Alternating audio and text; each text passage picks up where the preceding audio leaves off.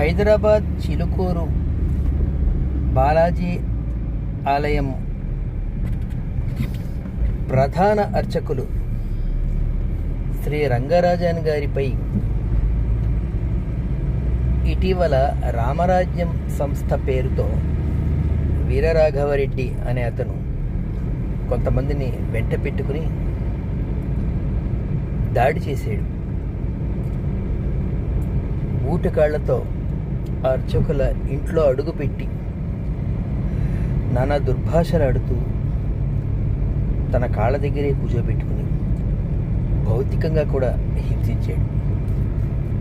ఇది చాలా దుర్మార్గమైనది. ఎంతో ప్రసిద్ధి పొందినటువంటి ఆలయ అర్చకుని మీద దాడి జరిగితే వెంటనే ఖండించింది శ్రీ శ్రీ శ్రీ కమలానంద భారతి గారు. మిగతా ఏ సన్యాసులు, మఠాధిపతులు, పీఠాధిపతులు స్పందించలేదు, ఖండించలేదు. స్పందించడానికి, ఖండించడానికి వాళ్ళకి సమయం కావాలా?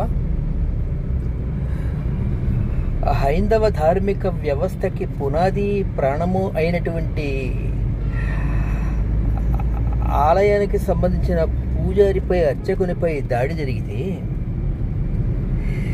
మేమేదో ధర్మ ప్రచారకులము అని చెప్పుకునేటువంటి సన్యాసులకు, పీఠాధిపతులకు, మఠాధిపతులకు స్పందించి ఖండించవలసినటువంటి బాధ్యతే లేదా? అసలు దాడి కన్నా హైందవ ధర్మానికి ప్రతీక అయినటువంటి ఆలయ వ్యవస్థ మీద దాడి జరుగుతూ ఉంటే కిమ్మనకుండా ఉండడం ఇది అత్యంత దుర్మార్గమైనది. దీన్ని అందరూ ఖండించాలి.